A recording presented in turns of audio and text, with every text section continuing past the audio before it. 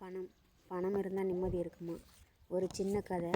ஒரு முனிவர் ஒரு மரத்தடியில் வாழ்ந்துட்டு வந்தாராம். அந்த முனிவரை பார்த்து மக்கள் என்ன பண்ணாங்களாம், அவங்க விளையக்கூடிய தானியம், சாப்பாடு, பணம் இதெல்லாம் கொடுத்துட்டு வந்தாராம்.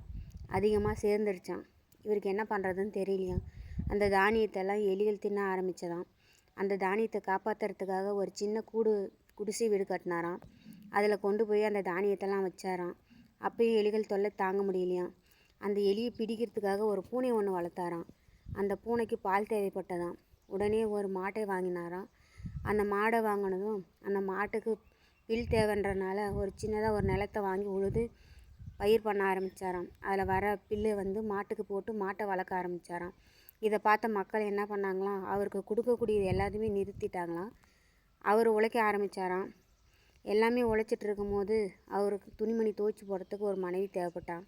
திருமணம் செய்து கொண்டாராம். திருமணம் செய்ததும் அவருடைய தேவைகள் அதிகமாச்சான். பிள்ளைகள் வந்தாங்களாம். பிள்ளைகளுக்காக உழைக்க ஆரம்பித்தாராம். உழைப்பு அதிகமானதும் அவரால் முடியலையாம். ஒரு நாள் நினச்சி பார்த்தாராம், முதல்ல எதுவுமே இல்லாத நிம்மதியாக மரத்தடியில் இருக்கும் போது நம்ம தேடி சாப்பாடு வந்துச்சு, தானியம் வந்துச்சு, பணம் வந்தது, நிம்மதியாக சாப்பாடு கிடைச்சிது, உறக்கம் இருந்தது, நிம்மதி இருந்தது, எந்த எதிர்பார்ப்பும் இல்லாமல் இருந்துச்சு. இப்போ வீடு இருக்குது, அதை பாதுகாக்கிறதுக்கு ஒரு நாய் இருக்குது, பூனை இருக்குது, மாடு இருக்குது, மனைவி இருக்கா, மக்கள் இருக்காங்க, எல்லாமே இருக்காங்க.